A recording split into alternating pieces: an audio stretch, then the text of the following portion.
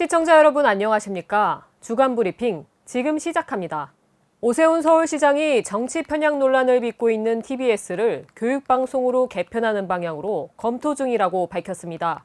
13일 오 시장은 MBC 라디오 김종배의 시선집중에서 교통방송이 제공하는 교통정보를 들으면서 운전하는 경우는 이제 거의 사라졌다고 이같이 말했는데요. 오세훈 시장은 서울시장에 당선되고 지난달 TBS 방송의 만행들에 관해 폭로하면서 예산 삭감을 추진했습니다. 오세훈 시장이 내세운 삭감 이유는 TBS 재정 자립과 언론 독립을 위해서였다고 밝혔는데요. TBS가 독립된 언론의 힘으로 정부 정책이나 서울시 정책에 대해 가감없는 비판과 대안 제시를 하려면은 재정 자립이 우선되어야 한다고 일침을 날린 바 있었죠. 여러분도 잘 아시다시피 TBS는 정치 편향 논란으로 선거 때마다 시끄러웠던 방송입니다.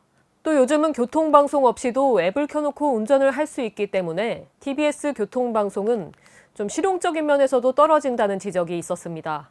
그래서 오세훈 시장이 이번에 칼을 뽑은 겁니다. TBS가 만들어 놓은 주파수는 그대로 둔 채 TBS를 교육방송으로 개편할 것을 밝힌 것이죠. 오세훈 시장은 그동안 서울시의회의 압박 때문에 TBS를 손볼 수가 없었습니다. 왜냐?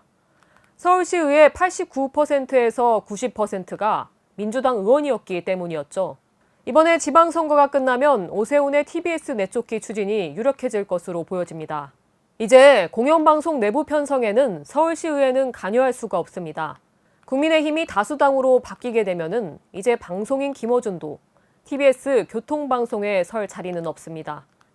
문재인 정권이 자꾸 비난을 받았던 이유는 MBC, TBS 등 이런 방송들과 방송인들을 자신의 하수인처럼 편향 방송을 하고 있어서 논란이 있었던 건데요. 오세훈 시장은 이번에 서울시장에 당선되면은 네 번째 서울시장을 하게 됩니다.